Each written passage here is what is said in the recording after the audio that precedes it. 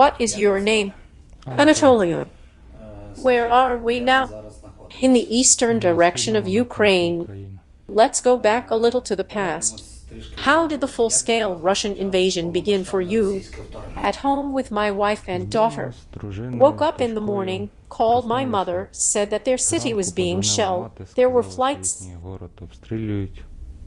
I began to pick up the news and found out that the Russians had attacked us.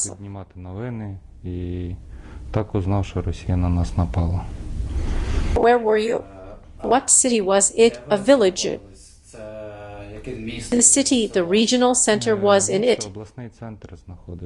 What were your next steps?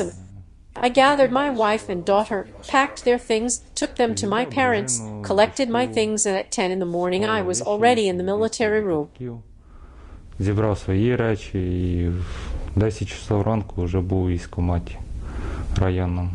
Did you fight before that, before 1922? Yes, I took part in anti-terrorist operations. I was in the battles, also took part, defended the Mariupol direction completely. Remember the first contact with Russian occupants after their full-scale invasion. Where was it? The first contact was in the Kherson direction. We were sent there to keep the defense around Mykolaiv. Our first contacts were on the roads when they made an ambush and their vehicles just drove, not giving us anything, Jens. They just tried to bypass us. І просто їхня техніка їхала, не даючи нам ні спротиву, питалися обійти нас просто-напросто. That's where the first fights began. At that time, you were in the role of infantryman, grenade launcher. We were in the role of scout. Our group was an anti-terrorist group. We had a rapid response. Наша група була протидиверсійна група, We were the first to go to the point and take up defense, plus we helped our command to carry out combat operations, data reconnaissance.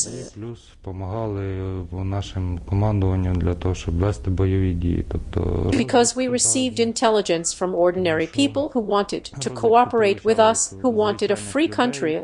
Які з нами хотіли співпрацювати, які хотіли так же само вільну країну. Local.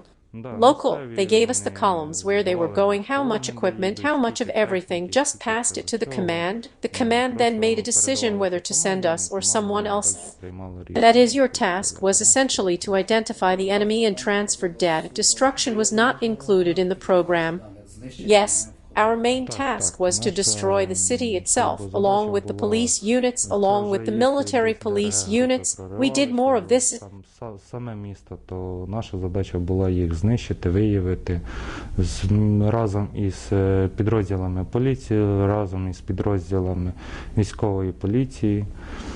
Займалися більшості цим. We also identified drove cars, looked for the guys on the way, where their equipment is, chased their columns, guided our artillery.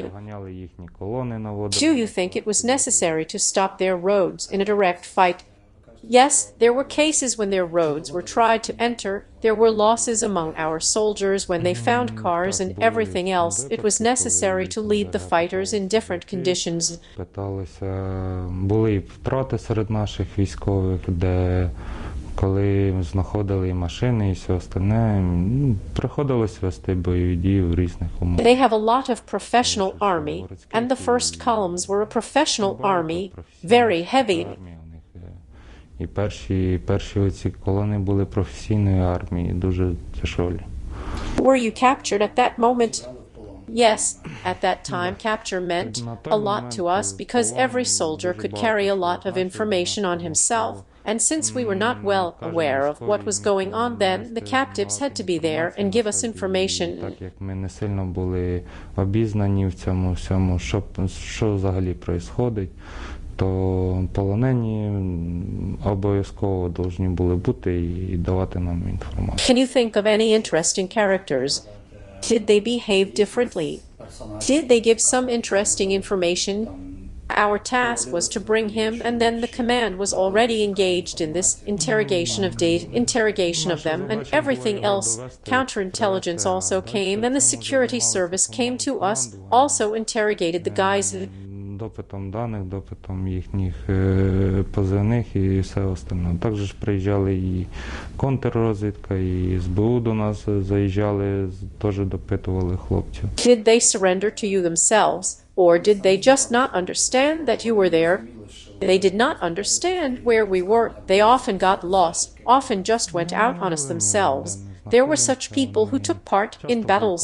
Часто просто виходили на нас самі. Були такі, що і в боях бралися люди. Тобто... At that time, was there any fear or maybe a misunderstanding? What will happen next? We were told that they are the so-called Second Army of the world. You are completely different. Засоби масової інформації ворожі, так, нам говорили, що вони там так звана друга армія світу, ви зовсім по-інакше. How did you overcome this psychological barrier at that time? Or maybe even fear? Guys, we helped each other. Most of us were guys who had previously participated in combat operations, gave support to each other. Each of us was confident that he would help pull out and just did their job, their protection. Тобто ми кожен один в одного були впевнені в тому, що він поможе, витягне, якщо що. І просто виконували свою роботу, свій захист. If we had stepped up there, they would have gone much further. We had no option but to stand and stand until the end. How much did the local population not want to meet with the occupiers? Were there all those who waited? There were all those who waited, but most of the people from the east of Ukraine, people who really wanted our return, even under the pretext that they could be caught or that they could be tortured, they still worked with us.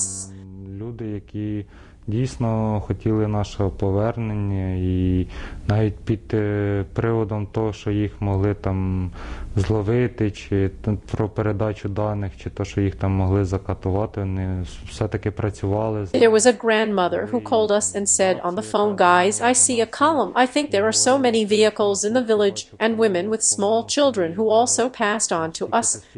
And people very quickly, practically on the internet, learned to recognize what kind of vehicles, what is going on, and just to pass on information to us.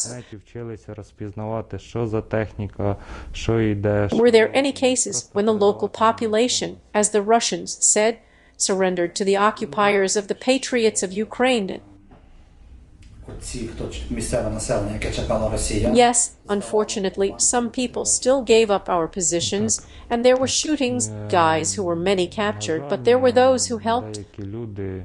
Все-таки здавали наші позиції, і були і розстріли, і хлопці, яких багато полонили, але були і такі, що допомагали. For example, an acquaintance from Kherson Hospital, who himself is a Kherson resident, was injured in the fighting. Just the head of the department himself was changed into a civilian and buried by the occupiers, so that later, when the guys recovered, they could come out and help them come out. Many guys who were injured in a month or two just broke through the front, back to us to continue the fighting. Багато хлопців, які були поранені, через місяць, через два просто проривалися через фронт до нас обратно. Someone remained there as a drug group who formed a company. They also informed us. Someone broke through to us, then again with weapons with us, shoulder to shoulder. Так же само і нам повідомляли. Хтось проривався до нас, то знову за зброю з нами пліч-опліч. You say that women with children are also seen. When children help mothers fight against the occupiers, what emotions were there? Well, it was hard to imagine that women, small children, help soldiers, guys to burn the occupier on the one hand. You are glad that the country is behind you on the other hand. They should not have seen it. Хлопцям, що палити окупанта. З одної сторони, і ти радий, що за тебе стоїть країна, а з іншої сторони, це їм вони не повинні були цього бачити. But it turned out that the enemy still went for how many kilometers, and people are a little shocked. The Ukrainian army did everything with the help of our allies with weapons so that the Russians would leave Kherson and retreat. Наших союзників зброю все зробила, щоб росіяни покинули Херсон і відступили. Do you remember these events? What emotions did it all happen with? Yes, we were picked up around 1 a.m.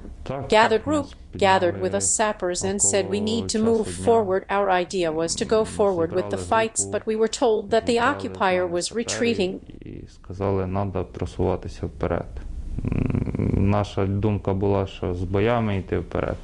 Але нам сказали, що окупант відступає. We just did not believe everything. On the first day, we walked about 5 kilometers deep into the territory, and every step was, for us, we thought that now there will be some ambush or something else. We just did not believe that they would give up their positions so easily. On the first night, we also got stuck in the landing. Because it was already night, it was dangerous to walk on mined territories. Першу ж ніч ми також залягли в посадки, тому що вже було ніч, було опасно йти по замінованих територіях. In 2 kilometers, we heard their blindages explode. It was a signal that they were retreating. Before that, there was just disbelief that their troops were giving up their positions so easily. Дійсно тим, що вони відступають. До того було просто невірення в те, що все-таки їхні десантні війська так просто здають нам позиції, так просто відступають від даних рубежів. Thank you. This method is simple. Everyone who was there, all the armed forces, volunteers, and civilians worked well for this. Do you remember the Antonovsky Bridge itself? They were retreating along the Antonovsky Bridge, right? Yes, when we arrived there, the local population told us that some time ago, the last ferries left. We went to check the railway station, found their equipment, found their many vehicles, which they left broken, and also found communication devices.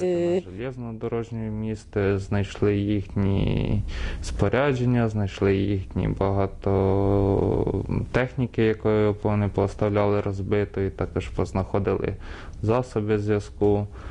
On the Antonovsky Bridge itself, when we went up to their upper blindages, we found their Stinger, and there were a lot of our Ukrainian uniforms. Indeed, there were a lot of purely packed Ukrainian uniforms. That is, they were dressed in our uniform for sabotage work. Yes, a lot, and even today this is happening, a lot of pixel uniforms that they wear, as well as different manufacturers. There are differences, but very small. Навіть досі це все відбувається. Багато піксельної форми, яку вони носять, так же само і різних виробників. Є відмінності, але дуже малі. In your opinion, what is the reason? Even if the Russians are in our uniform, what can be the reason? How to understand who is in front of you, the Russians or not? If these are assault groups, then they always have a white or red bandage on their legs. The red bandage is their commander, and the white bandage is the personnel. If a soldier is wounded with a red bandage, he will be evacuated first. Командир, а біле – це особовий склад. Якщо з красною пов'язкою буде ранений військовий, то його будуть в першу чергу евакувати. He will be evacuated, he will be pulled out of there, and the rest will be just people who will gain experience in their army. Can they use our bandages? What are they used for? And just pass through our territory with our bandages and our uniform. Yes, at the moment most of us know each other by face, also informed when groups approach. That is, if the left group comes with unknown calls, the guys immediately understand who it is and what it is and just start shooting. Ходить ліва група із невідомими позивними. Хлопці одразу ж розуміють, хто це і що це, і просто починають стріляти. Moreover, at the moment, they are already afraid to do their job. And such a factor as the Ukrainian language, for Ivanichek, a language that is not understood, how do you think can it be used to... Yes, we had such a position where we fought against their group, and their chief with a red bandage spoke in pure Ukrainian. Проти їхньої групи, і їхній главний з красною пов'язкою говорив на чистому українській мові. It was a group from the Ukraine. Це була група, де... Why is it important to speak Ukrainian at the moment? Yes. At first, we did not even believe that we thought that some special unit was coming out, or our guides, but we fulfilled these obligations and gave us a reason to open fire on the enemy.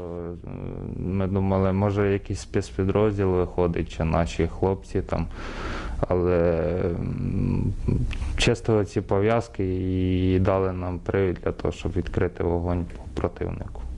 How did you communicate with the local population, as well as with the evacuated territories? Yes, we went to the village. People did not believe very much and immediately began to run to us, hugged us. Grandmothers especially cried, children who carried flowers. Зразу ж почали багато збігатися до нас, обнімали нас, бабушки особливо плакали, діти, які квіти несли. We had a pickup truck which was completely full of flowers in the back. They also gave us food, although not they, but we had to give them. The man we spent the night with, because we arrived late in the evening, also brought us borscht immediately with lard, said, "Here, guys, this is Ukrainian borscht for you already in the liberated territory of Ukraine." Приїхали пізно вечором. Також все нам там і борщ приніс зразу ж з салом. Каже, от хлопці, це для вас борщ український, уже на українській території, на звільненій території України. It was very nice of them, and we went straight to bed, almost on our beds, and we went somewhere to breathe because it was very hard. But yes, people met with tears, cried a lot, did not believe a lot, plus I understood that they did not have a normal connection, and when we let them call their relatives, they cried and cried. Плюс я так розумів, що в них там не було нормального зв'язку, і коли ми їм дали там подзвонити до своїх рідних, вони там в трубку прям ридали і плакали. They said that they are on Ukrainian territory. Ukrainian flag is waving over their house. This is our modern story, thanks to you. Very often now we hear talks about the counter-offensive, and many people imagine that Ukrainian soldiers stand in line. Дуже часто зараз ми чуємо розмови про контрнаступ, так, і в багатьох людей уявлення, що це українські військові стають в один ряд, так. And with the cries of glory they begin to advance, and the enemies flee. Well, for those who are not well known, because of pseudo-experts, even on television, they think that it will be an easy passage. And in your fights in the south and in the east again, our counter-offensives show something completely different. Tell us about the expectations of this counter-offensive and what happened there. What do we pay for? Показує зовсім інше. Розкажіть очікування від цього контрнаступу і що відбувалося там, за рахунок чого нам, яку ціну ми платимо? We pay a lot every fight, even for one position. It can be the loss of your brother or a serious injury to a person. This is a great job that must be done. This is the technique that must be used. Тяжеле поранення у людини. Це велика праця, яка повинна бути проведена. Це техніка, яка повинна бути задіяна. And it does not always coincide with what you plan. Sometimes it is successful. Sometimes it is not successful. But every meter of our territory is someone's life. Кожна відбитий метр території. Infantrymen, artillerymen, tankers, scouts, every meter is given very hard because their army is also professional and they are preparing for this. Розвідників. Кожен метр дається дуже тяжко, тому що армія їхня так же само професійна і... That is, they equip the blindage, equip the positions and replace their positions. There is no longer this march that was at the beginning. No, there is already a clear line that fights against us and does not let us in. Ні, Ні, вже стоїть чиста лінія, яка веде бій проти нас. It is very difficult for us to break through at the moment. It is very difficult for us to break through their positions and also their artillery, which works very hard in our positions. Now we are in the east of Ukraine. What is the difference between the war with the Russian aggressor? Is there a difference between the east and the north?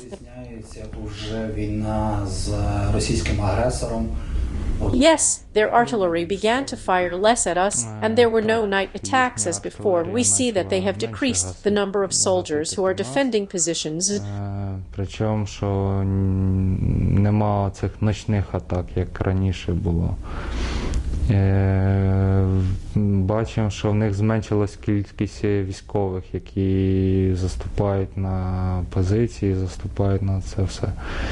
And there are very few pro-Ukrainian people, but very few, most of them are from Russia. It's just sad that we are fighting, and there are people who come from behind and say that you were beaten and killed. Печально за це. Що ми воюємо, а є люди навіть, які приїжджають із тила в нас і говорять там, що от там вас хохли ще не вбили, і там ще що-то таке, типа. Look, we are fighting for what? We are fighting for Ukrainian land. If there are grudges on Ukrainian land, we can destroy it or drive it away.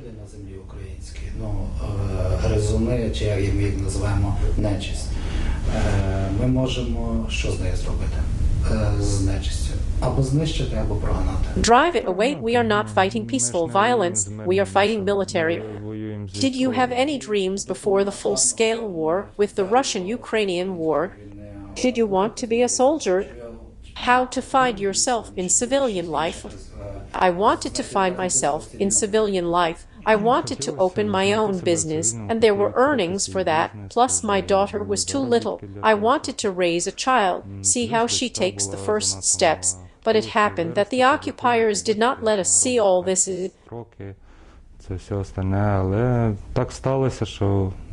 Friends, I wish you to return home with a victory, to free your daughter from your wife as soon as possible, and to revive your business that you dreamed of. Швидше обійняти свою дочку і дружину і відродити, скажімо так, свій бізнес, про який ви мріяли до... Thank you for the conversation. Glory to Ukraine. Glory to heroes.